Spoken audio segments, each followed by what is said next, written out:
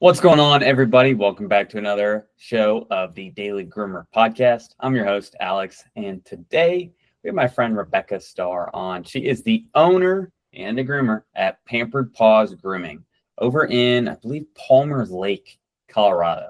Rebecka has been grooming since 2012 and started her first business in 2016 as a mobile groomer before expanding to a storefront in 2021. So she's been at her store for the last 5 years. But since then, she's grown her team, leveled up their services, and even most recently, she took her entire staff down to my part of town over at the Pet Pro Classic in Dallas to sharpen up their skills. Her salon is not only known for grooming both dogs and cats, but also its retail section as well. Rebecka, thanks so much for coming on. Yeah, thanks so much for having me. We're excited. Awesome. So you and I have got the chance to know each other, or get to know each other a little bit over the last several months here. And I was walking away from our conversations with like, dang, Rebecka has got some processes in place. Like she's got stuff going and moving and rolling. But I would imagine it wasn't always like that. You've been a groomer for, I think, a decade or over a decade. Do you remember when you knew that this was going to be your career or something that you really wanted to get into? I always wanted to work with animals as a kid, but I knew I didn't necessarily want to go down the vet route because I didn't like seeing animals in pain or having to tell owners that, oh, we're going to have to put Fluffy down today. Like, I didn't want to have to deal with that side of the business. And so I got into grooming because I needed a job in college and started as a bather and basically fell in love with it and was like, I get to work with animals all day, this is cool, and this is kind of my way to help them. You get the super matted dog come in and you can help them by shaving them down and getting all that matting off and just making them feel better, making the owners feel proud of what they walk out the door with. Totally. Yeah, no, it's a great way to help. And I think we see it more and more now as wellness weaves its way into the grooming salons across the country. Seems like that was something that you were early to, I guess, thinking through, being that wellness provider. But another thing that you were early to is mobile grooming, honestly. I think you started your mobile in 2016, which was before the big craze of mobile that we saw during COVID. Take me back to the early days. What made you jump into mobile? Why was it attractive then as something you want to do? Yeah, so I worked at corporate for the first part of my career and was just kind of feeling the burnout, doing 8, 10, 12 dogs a day. And I was like, my body can't do this anymore. So I was taking a little bit of a break, and all of my clients kept contacting me and were like, hey, if you ever get back into grooming, like, we really want you to come do our dog again and all of this stuff. And so I was like, well, I guess I should figure out something, and ended up finding a trailer that was on sale on Craigslist that someone had bought, and they thought they were going to learn how to groom by DVDs. They like owned a poop and scoop business and were like, oh yeah, we can do grooming too. Did like 30 baths in it and decided it wasn't for them. But so I bought that and started that up, and it was just me. And it was a great start back in because, I could do who I wanted, what I wanted, and it wasn't all the stress of having to do it for someone else. But I quickly learned that I was not necessarily a mobile groomer fan. Like, I didn't like working in the small space. I didn't like working by myself all day. Like, all you have is you and the dog to talk to. So like, it just felt a little quiet and lonely. I was like, I like having my employees and having the dogs come to me, and just not the stress of dealing with traffic and what if you're late and all the stuff with having to drive to someone's house. Like, what if the generator doesn't work that day? What if it snows? We're in Colorado. The weather changes every 15 minutes. Like, was mobile very popular at the time? There were a few mobile groomers around, especially down in the city, closer to Denver area. But it wasn't like it was now. I mean, now we've got, the Zoom and Groom in, and almost everyone that leaves corporate or leaves to go do their own thing goes into their own, like goes into mobile. Sure. And did that contribute at all to you wanting to open up a salon, or at the time it was just, hey, I just don't like the style of mobile grooming? I just didn't like the style. I didn't feel like my quality of what I know I can put out was represented well in the mobile. I just didn't feel like what I was giving back to the owners was the quality and what I wanted to put my name on for people to have me do their dogs. That makes sense. So how did that, like, just that mobile chapter of your life shape the way that you built your business today? Like, built your storefront? Yeah, I mean, it definitely made it to where I knew if I was going to keep grooming, I didn't really want to work for someone else because I wanted to build something that I'm proud to have other people work at. And I didn't really want someone else dictating what they thought that looked like. So I actually bought this place from a gal who was retiring and was just getting out of the business and moving out of state. So it was already pre-established. I didn't have to do much work on that end. But when we started, we were in a small, it was 3 of us kind of crammed in one open area. We had a little tiny section for bathing. And so over the last 4 years, I've doubled our space to where all of my groomers now have private suites, and we've got a common bathing and drying area and kennels, so it's not super loud and clustered and chaotic, and like it just kind of creates that atmosphere of it's a calmer grooming place while not having to pay the price of mobile, but still getting that one-on-one because there's not 4 groomers in that one room, shaving down dogs at the same time with everyone getting all hyped up and anxious. Totally. So you went from working solo to running a team of 5. I can imagine it's been pretty rewarding, but what have been the challenges of transitioning from solo mobile to brick and mortar salon owner?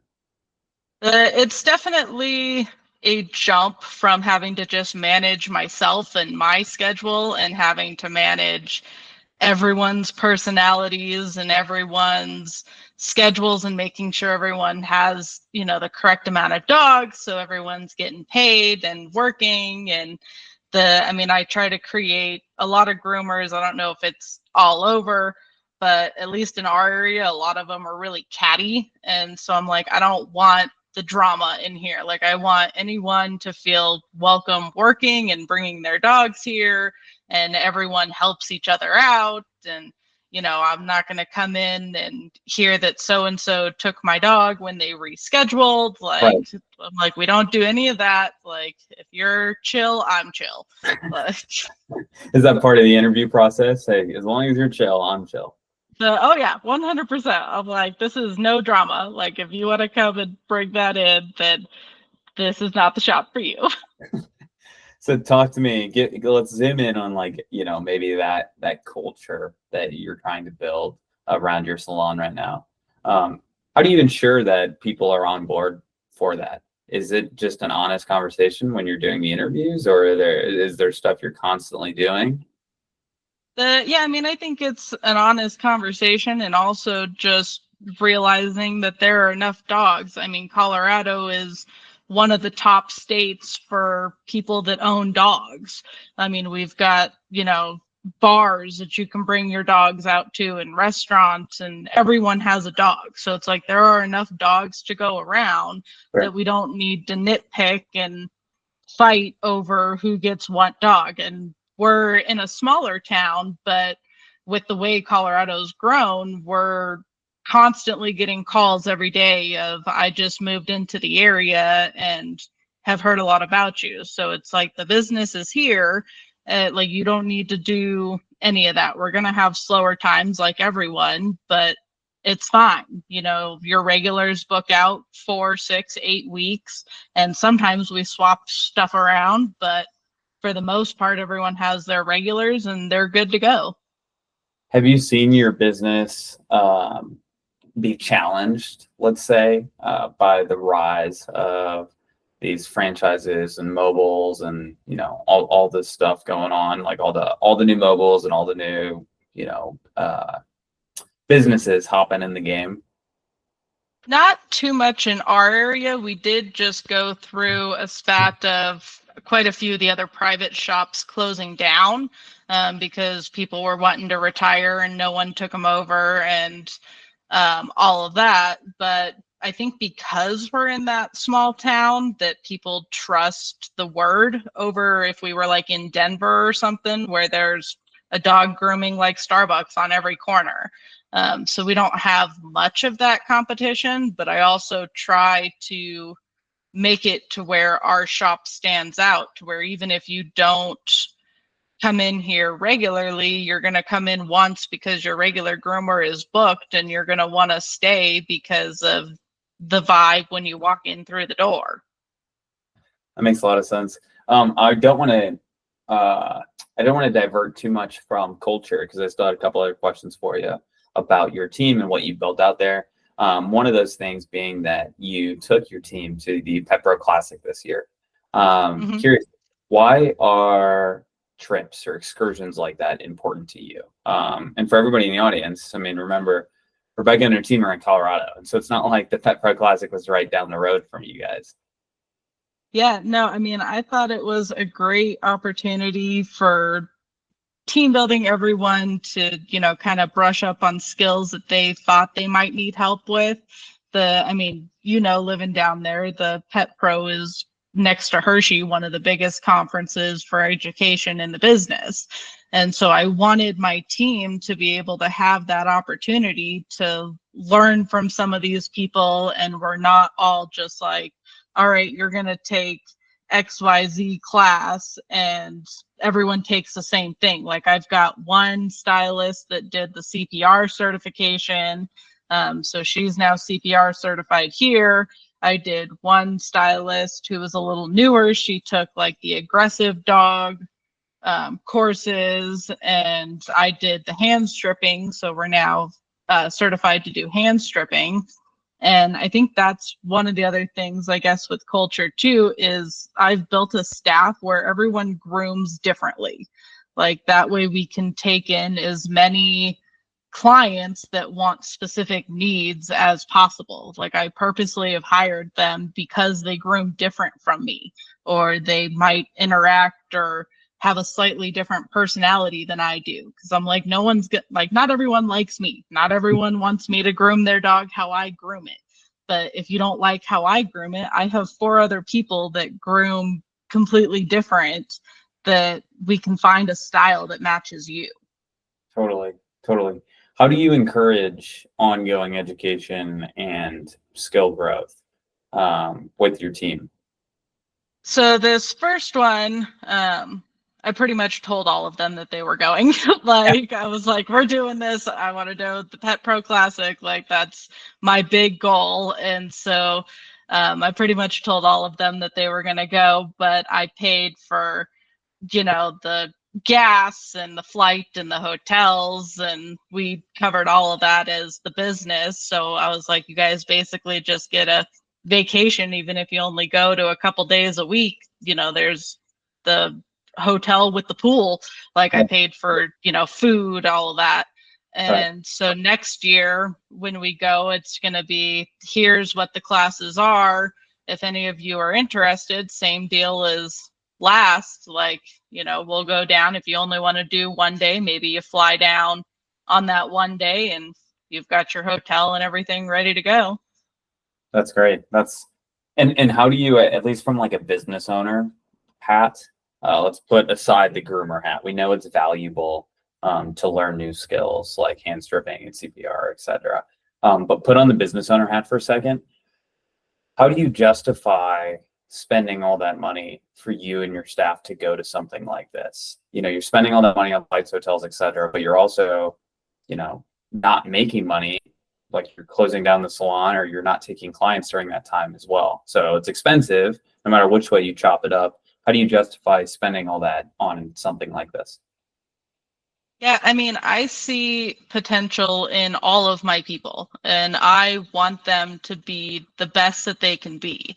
And even if we're in small town Colorado, like I want our shop to be known. And so if you gain these skills to where you can better yourself or you pick up something that you didn't even think to do, then not only are you bettering yourself, but then you're bettering my business, because we can take that skill and we can charge more, and you can feel proud of charging that doodle, 150, $180, because you have the knowledge to back it up. So you make more money and then I make more money. Do any of your staff want to go start their own business one day? Not that I've heard. I mean, if they wanted to, I would back them 100%. Like I said, there are enough dogs going around, and I feel like I built everyone up in my salon that to make them think that they can do whatever they want to, and they can be proud of whatever they choose to do. I want to work for you, Rebecca. How do you, let's say even a step back from even getting to work for you, how do you find most of your teammates? Usually on Indeed, which is kind of a hit or miss. I mean, you get a lot of applications of people with no experience, but then you'll get a few in there, and then I usually bring them in for a working interview because I want to see how they are with a dog. Like, not only how you're going to be talking to me, but I want to see how you're handling a dog. If you're not handling it in a safe manner, I'm like, that's something that I probably can't break you of. But if it's something that you just need a little more encouragement and some advice from an experienced groomer that can push you to that next level, then yeah, as long as you're chilled and come aboard and we'll teach you. That's where we're drawing the line. It's just, are you chill? Because if you're chill, you can come join the team. Look, right. I don't like drama. I don't want to deal with Tell. drama. I can really tell. All right, so talk to me about, I don't want to say how do we keep that chill, but you've been in a salon environment before you owned your salon, right? You were in corporate. You said you got burnt out. And you can still get burnt out if everyone around you is chill, right? You could just have too many dogs and just get, tired of going through the motions and yada, yada, yada. How do you avoid knowing what you know and knowing that you burnt out at one point? How do you build an environment where your staff doesn't get burnt out? Yeah, so one of the courses that I actually took down at the Classic was another owner talking about how she basically sets guidelines between her and her staff of what is your magic number. And so when we came back and I reorganized a bunch of stuff because of all the info I took, that was one of the things I did is I talked to everyone about what is that magic number for you. And so we have it on our schedule that this is everyone's magic number of what they like to do a day, to where, if you take one more dog, that kind of puts you at that higher stress level.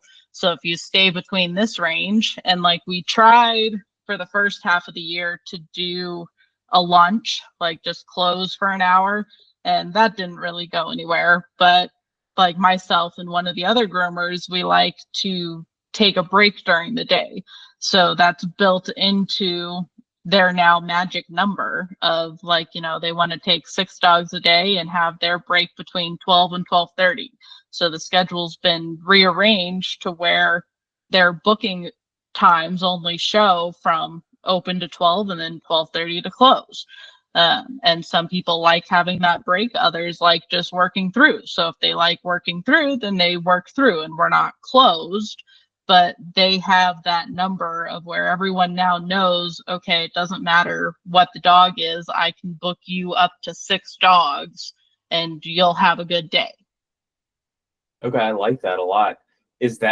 Can you take us through that practice real quick of like what you did, like what you learned from that conversation and with at that show that you were at about setting the magic number, and then like how you implemented that with your staff? Is that like just called up your staff one day and you're like, all right, everybody come here, like think about this number? And I'm sure it was a little bit more complicated than just like, okay, 6, got it. right? Like, what are some of the steps you guys had to do to, start it and then implement that into your process? So for me, I kind of suffer from where I think if I'm not doing as much as I can, then I'm going to fail. And so I had to look for myself and find out with everything that I do as far as business owner back end stuff and managing the staff and scheduling and all that, like, what is my number? So mine is 5. Like, mine's lower than everyone else's, but I learned through doing dogs and being burnt out in the past that if I start doing that 6, 7, 8, 9 dogs again a day, that's when I start going home super stressed and I start not liking my job. And if I get to the point of not liking my job, then why am I coming in and making this the best environment for all of my employees, but not for myself? It's a good way to think about it, honestly. Like, you shouldn't exclude yourself from that conversation, even though you are the business owner. Rebecka, how do you deal with promotions and raises and making sure everyone feels like they're fairly compensated? Yeah, so I've had to do a lot of work with that since the old owner. When she left, it was kind of in a position where it was for employees the highest paying salon at 60%, which I know in today's world sounds insane. And since coming back, from the show and actually looking at my numbers, I was like, if I'm paying everyone 60%, then with taxes and benefits and everything else that I offer, I'm actually paying 80% of payroll. So I'm like, our 100%, money that we've taken in for the week is now only 20% that I get for the business. And so we've done a few price raises and we're working on lowering commission, but also making it to where people want to do more. So I'm going to implement it next year, but I've kind of got a price, like a pay scale change that I've been working on, and I've talked with everyone, and I'm like, look, we're going to have a price increase next year, and we're going to start doing them yearly. So even though your percentage is going to go down, I've kind of worked this new pay scale in a way that you won't lose anything as long as you're still making the numbers that you are. And if you do more, then you're going to make more. But if you do less, then you're not going to get that extra kind of incentive. There's always two sides to a price raise. There's always what you tell your clients and what you tell your staff. Let's start on the staff side because you were already talking about it briefly here. How do you explain this to your staff?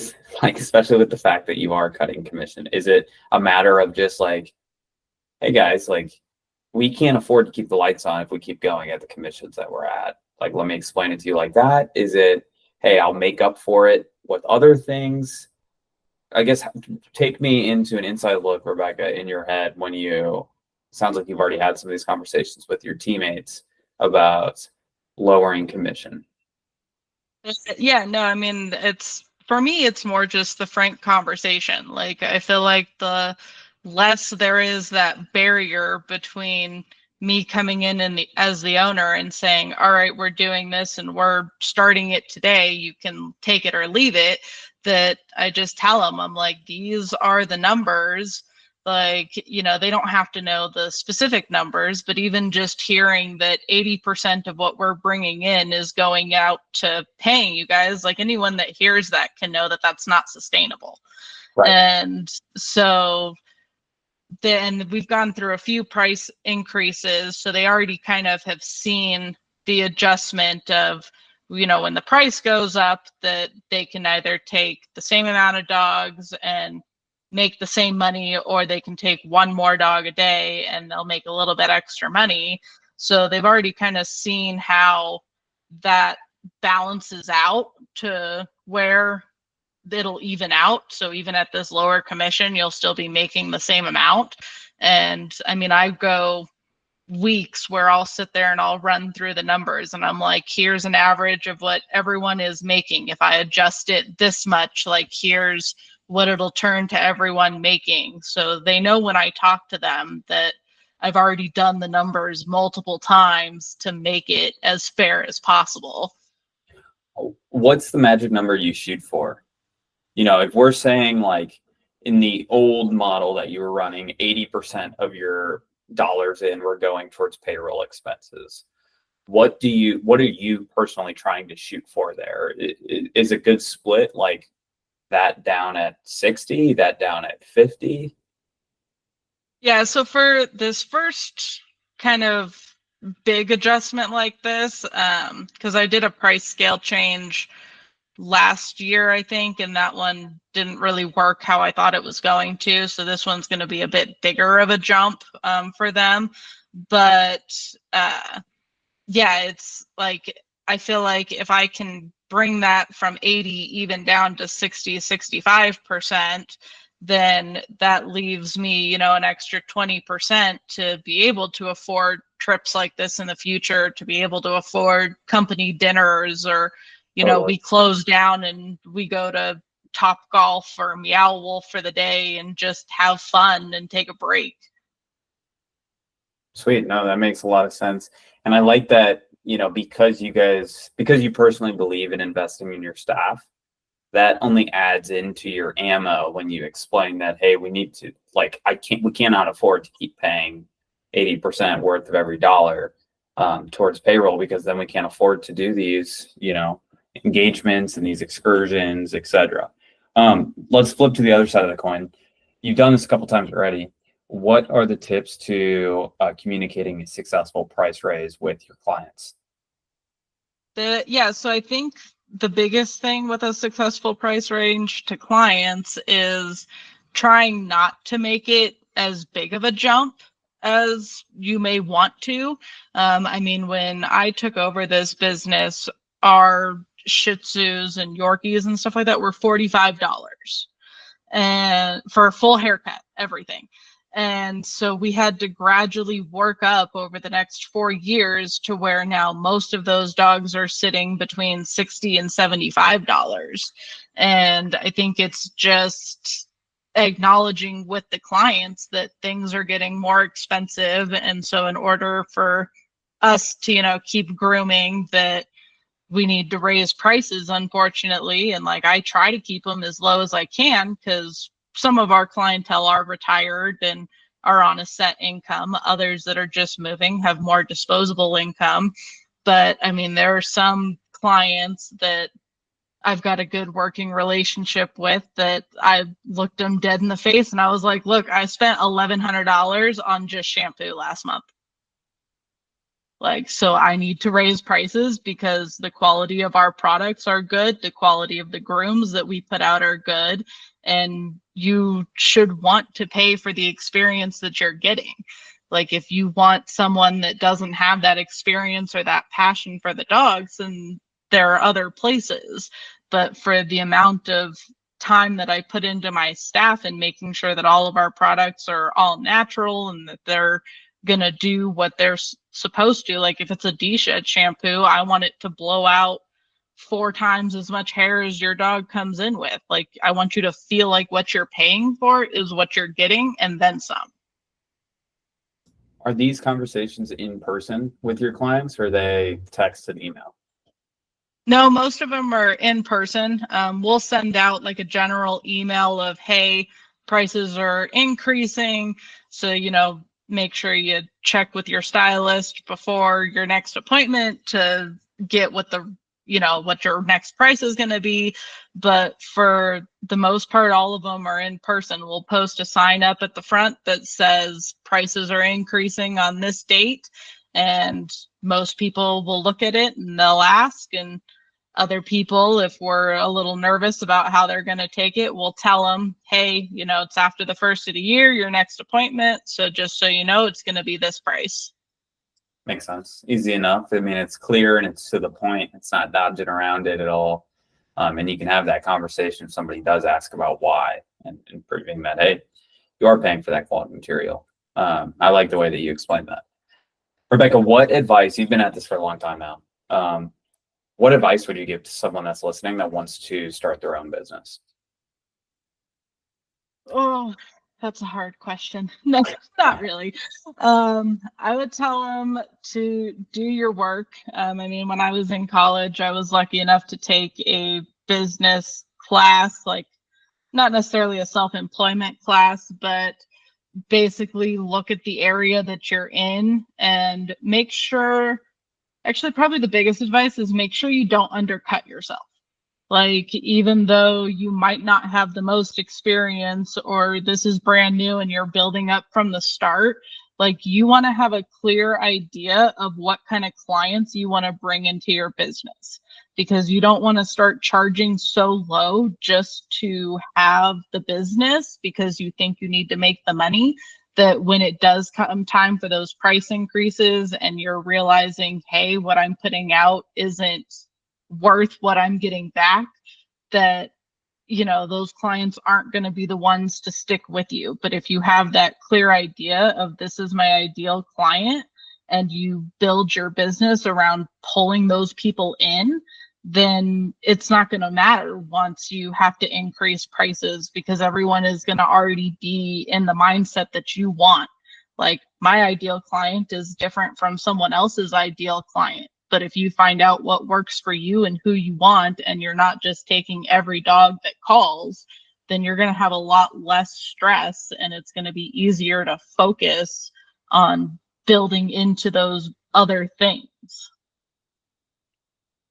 I mean, I got to put that into a book or something. All right, Rebecka. Well, I really appreciate you coming on and sharing this all with us and sharing your time with us, especially with how busy you guys have been. I want to give you a chance to shout out maybe your website or Facebook page or something where people can learn more about you and maybe even find your contact information so that they can reach out and ask any questions or anything like that. Yeah, I mean, we've got a website with online booking and everything. That's Pampered Paws Grooming, COLO.com. The big thing we're trying to get is people over to our socials. We've been doing a lot more posting, a lot more dynamic pictures and everything. So our Instagram is Pampered_Paws Grooming, and our Facebook is COLO Pampered Paws. Awesome. Thanks so much for coming on today, Rebecka. I appreciate you. Yeah, thanks for having me. All right. And that's the pod, guys.